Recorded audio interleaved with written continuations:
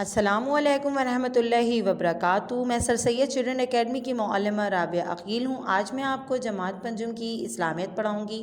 تو سب سے پہلے ہمارے اس چینل کو سبسکرائب کیجئے، بیل آئیکن کے بٹن کو پریس کیجئے اور ہماری اس ویڈیو کو لائک بھی کیجئے تاکہ آپ تک ہماری تمام نیو آنے والی ویڈیوز بآسانی پہنچ سکیں۔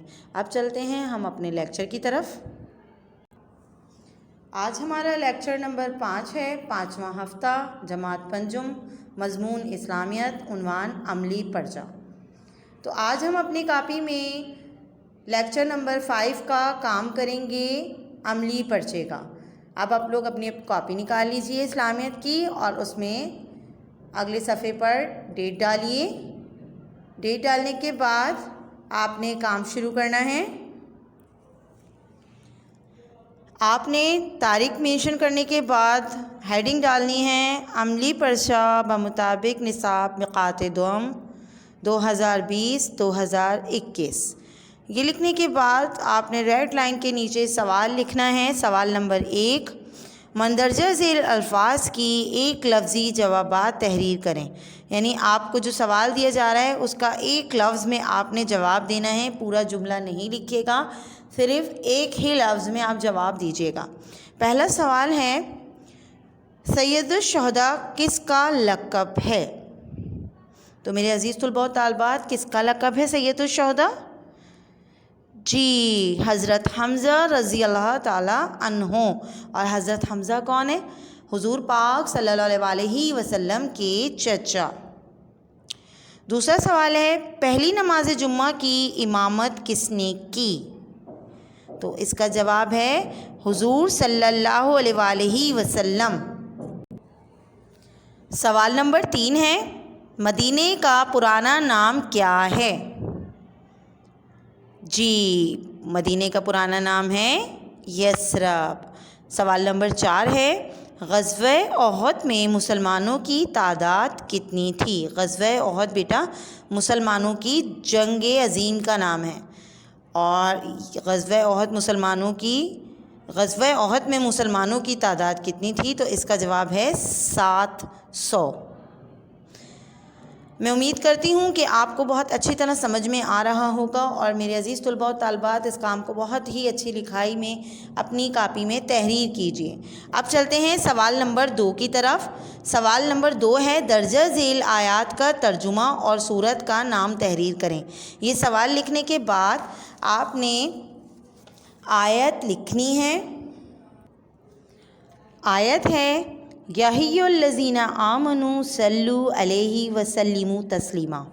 آپ نے یہ آیت اتارنی ہے، اس کے بعد اس کے نیچے آپ نے سورت کا نام کی ہیڈنگ ڈالنی ہے، اور یہ سورہ ہے سورہ الاحزاب۔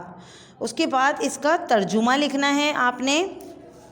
ترجمہ اس کا کچھ یوں ہے، اے ایمان والوں، نبی کریم صلی اللہ علیہ وسلم پر درود بھیجو اور خوب سلام پڑھو۔ اس سوال کا ترجمہ لکھنے کے بعد آپ نے اس آیت کا سوال نمبر 3 لکھنا ہے، درجہ ذیل الفاظ کے معنی تحریر کریں۔ آپ کو یہاں پر 4 الفاظ دیے گئے ہیں اور آپ نے ان کے معنی لکھنے ہیں۔ نمبر 1 الفاظ ہے پست ہونا۔ پست ہونا کے کیا معنی ہیں بیٹا؟ جی، کم ہونا یا پھر گھٹنا۔ پھر نمبر 2 ہے اطاعت۔ اطاعت کے معنی کیا ہیں؟ جی، فرما برداری کرنا۔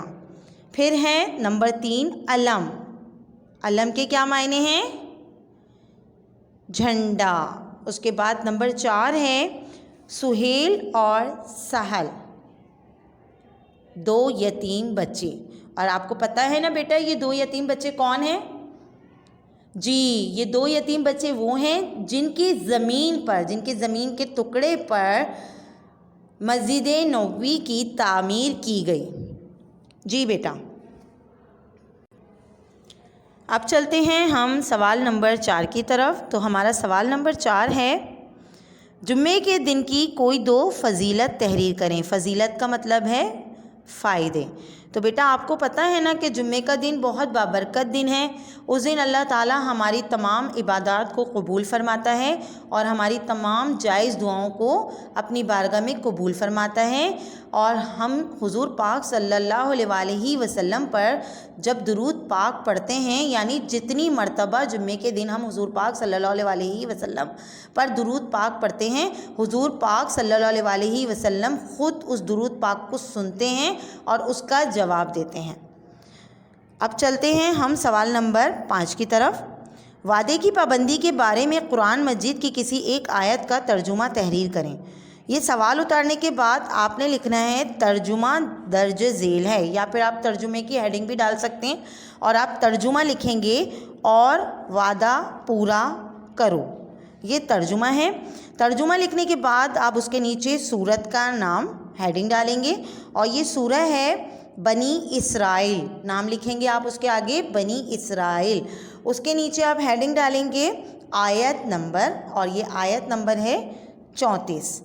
بہت ہی اچھے انداز میں اور اچھی لکھائی میں آپ نے اس کام کو اپنی کاپی میں تحریر کرنا ہے. اب چلتے ہیں آگے کی کام کی طرف. اب چلتے ہیں ہم اپنے سوال نمبر 6 کی طرف. تو ہمارا سوال نمبر 6 ہے درجہ ذیل دیے گئے کاموں کی فہرست کو پڑھیں اور ان میں سے جو کام مسلمان کرتے ہیں انہیں لکیر سے ملائیں.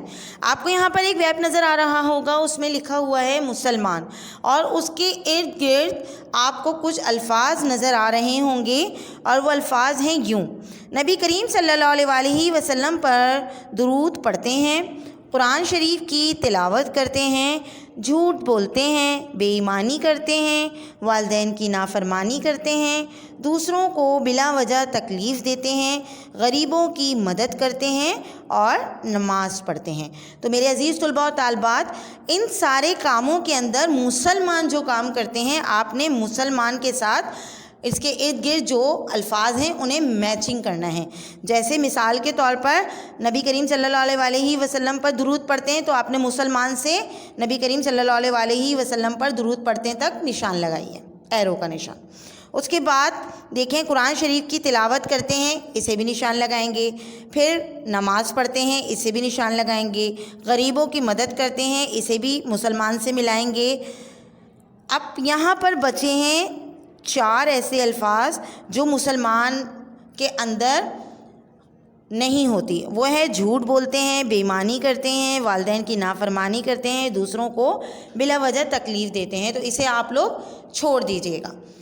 تو میرے عزیز طلباء و طالبات، ہمارا یہاں پر لیکچر نمبر 5 عملی پرچے کا کام، آدھا کام مکمل ہوتا ہے. آئندہ کے لیکچر کے ساتھ آپ کی معلمہ رابعہ عقیل پھر حاضر ہوں گی. اب تک کے لیے اجازت دیجیے. خدا حافظ.